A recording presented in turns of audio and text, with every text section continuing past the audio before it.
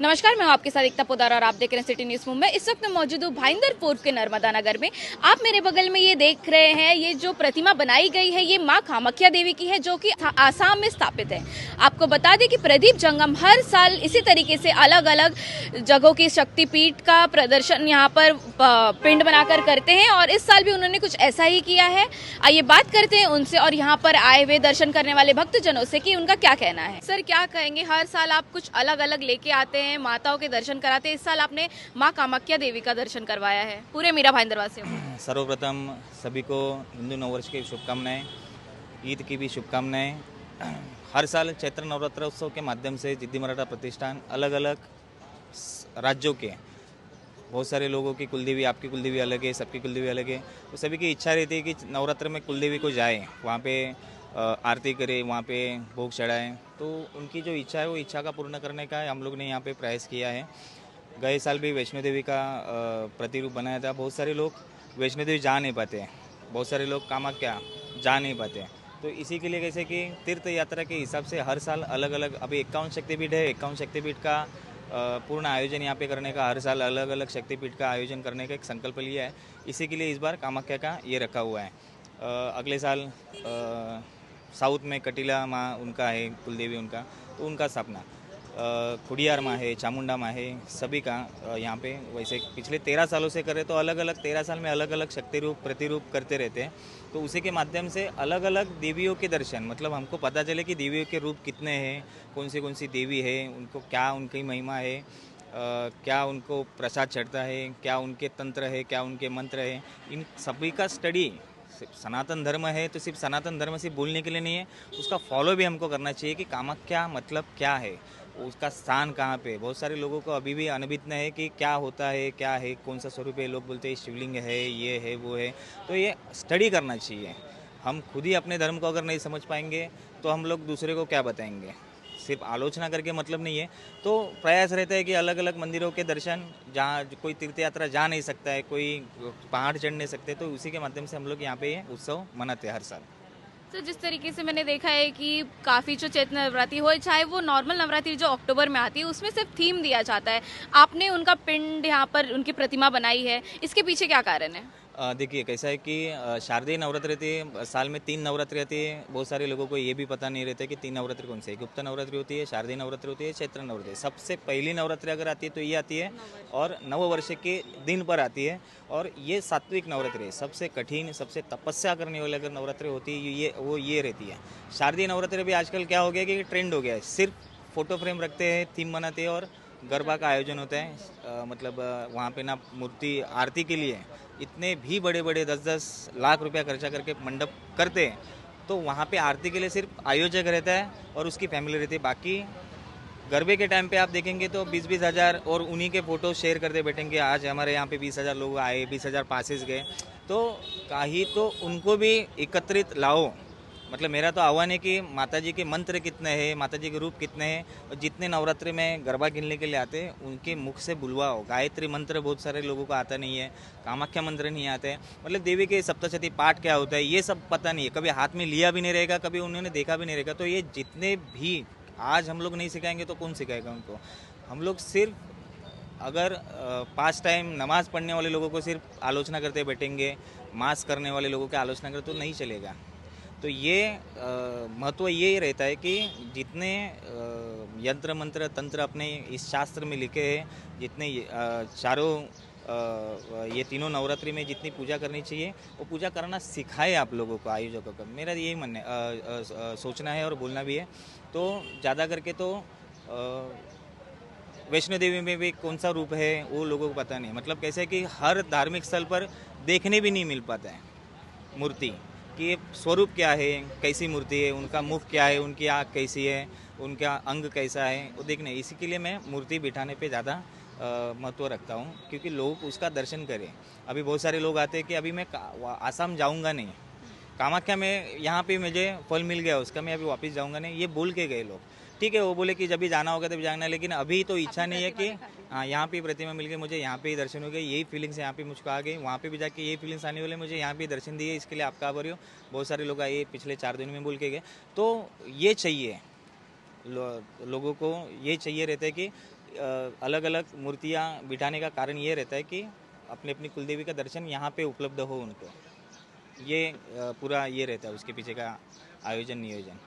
प्रदीप जंगम, जिस तरीके से आप कट्टर हिंदू है, वैसे ही मीरा भाईंदर में भी काफ़ी कट्टर हिंदू है, लेकिन जिस तरीके से आपने कहा है कि माता की जो हिस्ट्री होती है, उनके तंत्र मंत्र होते हैं, उन्हें फॉरवर्ड करके जो बच्चे हैं आज के उनको नहीं पता है, उन्हें ये सब चीज़ें सिखाना चाहिए। लेकिन बाकी के जो लोग हैं वो जाति विवाद करते हैं, बस जय श्री राम के नाम के आड़ पर वो लोगों को अलग करना चाहते हैं, ना कि आपकी तरह जो आप फॉरवर्ड कर रहे हो ये इनकी जो लीला है, इनकी जो हिस्ट्री है, ये सब के बारे में क्या कहेंगे इनके लिए? देखिए, सबसे पहले कट्टर का मतलब ही नहीं है। कट्टर मतलब हर कोई अपने धर्म के प्रति जागरूक होना चाहिए। कट्टर कोई नहीं रहता है। कौन सा एक कट्टर मुझे कोई भी लाऊं जिससे मैं रूबरू हो सकूं। कट्टरता होती क्या है सबसे पहली बात तो ये कट्टरता वगैरह कुछ होती नहीं है। सब ये पाखंड है कम्प्लीटली। और मेरा तो यही संदेश है लोगों को। आज पिछले 4 दिनों से जितने लोग आए जो इनका स्वरूप नहीं जानते, जो इनकी महिमा नहीं जानते, कम से कम 10,000 से ज़्यादा लोग यहाँ पे आ चुके हैं। क्योंकि मैं प्रसाद भी जिस हिसाब से ये कर रहा हूँ तो उसी हिसाब से मैं ये काउंटिंग आपको दे रहा हूँ। तो उसमें से कम एक 8 से 9,000 लोगों ने यही बताया कि ये है क्या और कहाँ पे है। अपने ही शक्तिपीठ अगर हमको नहीं पता तो फिर हम लोग और अपने बच्चों को क्या संस्कार देंगे। तो मेरा तो यही बोलना है कि कम से कम नवरात्र का अगर पहला ये जो उत्सव है होता है जो हिंदू नववर्ष में पहले चालू होता है तो एटलीस्ट वो 9 दिन फॉलो करे। तो एटलीस्ट 9 दिन का पालन करे अपने घर पे। बहुत सारे नॉर्थ इंडिया में, साउथ इंडिया में और महाराष्ट्र में बहुत सारे घरों में नवरात्रि की पूजा होती है, लेकिन 100 में से 5 घर में होती है। बिहार में भी बहुत सारे घरों में होती है पूजा, लेकिन 100 में से अगर 5 ही लोग अगर फॉलो करेंगे तो बाकी 195 क्या करेंगे। तो इसी के लिए मेरा यही बोलना रहता है कि जितने ज़्यादा ये यहाँ वहाँ के मैसेजेस फॉरवर्ड करने से अच्छा है कि नवरात्रि में तो एटलीस्ट कम से कम ये नवरात्रि में 9 के 9 रूप क्या होते हैं, 51 शक्तिपीठ क्या होते हैं, देवी के मंत्र क्या होते हैं, उसका जाप करने से क्या फल मिलता है, वो खुद आप जब करेंगे। आप इस मंडप में आप बैठिए, आप खुद भी बैठिए यहाँ पे आधा घंटा ध्यान लगाइए, देखिए आपको क्या एनर्जी मिलती है, क्या पॉजिटिव एनर्जी मिलती है। क्या पॉजिटिव एनर्जी लेकर आप बाहर निकलते हैं तो यही उद्देश्य रहता है कि मंत्र तंत्र में क्या पावर है ये आप अपने अगर लोगों को अपने आने वाली पीढ़ी को नहीं बताएंगे तो ये आगे से उत्सव भी बंद हो जाएगा। अभी मुझको इतना पता है कि मैं जब तक हूँ तब तक ये उत्सव होगा। ये उत्सव मेरे ना होने के बाद में ये उत्सव नहीं होने वाला है यहाँ पे। तो ये करने वाले भी लोग चाहिए यहाँ पे कि ये उत्सव को आगे बढ़ाए। हाँ, और आज मीरा भाईंदर शहर में सबसे पहला उत्सव था। 13 साल से मैं कर रहा हूँ। अभी विधायक सरनाइक जी ने आज ये उनका 3रा साल है। तो मुझे यही बोलना है कि हर कोई करे वो मतलब उत्सव त्यौहार करे करके। किसी भाईंदर ईस्ट में एक अपना एक मीरा रोड में हो गया तो भाईंदर वेस्ट में भी हो ये उत्सव, नहीं ऐसा भी नहीं है। लेकिन इसका मार्केटिंग ना हो। धर्म के नाम पर जो धंधे करने वाले हैं, हाँ, किसे मतलब अभी आप आते हुए देखेंगे सिर्फ मेरे मंदिर की प्रतिकृति बनाई हुए, एक सिंगल फोटो ना मेरा लगेगा, ना लगा है पिछले 13 साल में भी, ना लगाने दूंगा मैं आगे भी जब तक हूँ तब तक। लेकिन होता क्या है कि उत्सव के नाम से हर मतलब आते समय सबका दर्शन करते जाए, सब ये नेता लोगों का दर्शन किया, जो स्पॉन्सर करता है उनका वाह करते जाए, उनके बच्चों के फोटो, उनके फोटो ये करते जाए। तो ये सब बंद होना चाहिए। ये मार्केटिज्म जो है धर्म त्योहार के वो होना चाहिए। आज माघी गणेशोत्सव भी आता है, वहाँ पे भी मार्केटिज्म बंद होना चाहिए। प्योर भक्ति करो, 1 साल तो निकालो आप देखो क्या फील होता है। 1 साल आप जितने भी भक्त आते हैं उनको बिठा के पूजा करवाओ उनसे, आप देखे रहेंगे। आप जो भी आता है सिर्फ पैर पड़ने नहीं देता हूँ, आप खुद आरती उतारो, फूल भी रेडी रखता हो, फूल चढ़ाओ। सब लोग खाली याद आते हैं, फूल भी चढ़ाओ। फूल भी यहाँ पे अवेलेबल है, अगरबत्ती भी अवेलेबल है, कापूर भी अवेलेबल है, आरती की थाली भी अवेलेबल है। मतलब ये सब करने देता हूँ क्योंकि एक पद्धत रहती है पूजा करने की, पद्धत सब लोग अंगीकृत करे। यही ये रहता है फॉलो करें कि ज़्यादा से ज़्यादा ये लोग अपनी संस्कृति को फॉलो करें। सर, आपका नाम क्या है? आशीष लोढ़ा। सर, यहाँ पे माँ कामाख्या देवी का दर्शन आपको चैत्र नवरात्रि के समय में प्रदीप जंगम द्वारा किया गया है, क्या कहेंगे? बहुत अच्छा लगा दर्शन पा करके। जो आसाम नहीं जा सकते हैं इस समय वो यहाँ पे आके कामाख्या माता का दर्शन ज़रूर करें। मैं मीरा भाईंदर के शहरवासियों से निवेदन करूँगा, कृपया करके नर्मदा नगर केबिन रोड पे स्थित ये जो भव्य दर्शन का यहाँ पे आयोजन किया है इस नवरात्रि में, आपसे निवेदन है कि कृपया करके कामाख्या माता की दर्शन ज़रूर करें और आशीर्वाद ले। और प्रदीप जंगम को भी बहुत बहुत धन्यवाद दूंगा कि बहुत अच्छा आयोजन इन्होंने किया है। इस मंडल को पूरी तरह से अभिनंदन और धन्यवाद देता हूँ। मैडम, आपका नाम क्या है? प्रीति। आपने यहाँ पे अभी माँ कामाख्या देवी के दर्शन करें, आपको कैसा लग रहा है? बहुत अच्छा लगा है। और एक्चुअली मैं जा भी नहीं पाई थी, पर यहाँ पे आके मुझे दर्शन करके बहुत अच्छा लगा।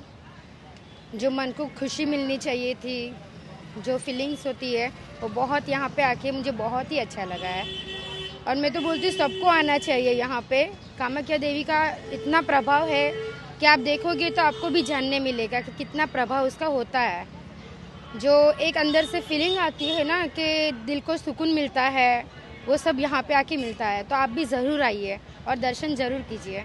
तो जैसा कि आपने देखा प्रदीप जंगम ने क्या कहा है, जिस तरीके से वो हर साल अलग अलग प्रतिमा पूरे भारत में जो शक्तिपीठ है उनके यहाँ पर लाकर दर्शन कराते हैं लोगों को, इस साल भी उन्होंने कुछ इसी तरीके से आसाम में स्थापित कामाख्या देवी के दर्शन कराए हैं पूरा मीरा भाईंदर वासियों को। और साथ ही साथ उन्होंने ये कहा है कि जिस तरीके से आने वाली पीढ़ी और यहाँ अभी के जो लोग हैं जिनको इसकी नॉलेज नहीं है, इनके इतिहास क्या है नहीं है, तो ये सारी चीज़ें वो उनको फॉरवर्ड करें, ना कि भगवान के नाम पे जातिवाद करना सिखाएं। और जैसा कि उन्होंने कहा कि अगले साल भी वो कोशिश करेंगे कि साउथ में जो शक्तिपीठ है उनके यहाँ पर प्रतिमा बनाकर लोगों को उनके दर्शन कराएं। इसी तरह की खबरों के लिए बने रहिए, देखते रहिए मेरे यानी एकता पोदार के साथ सिटी न्यूज़ मुंबई।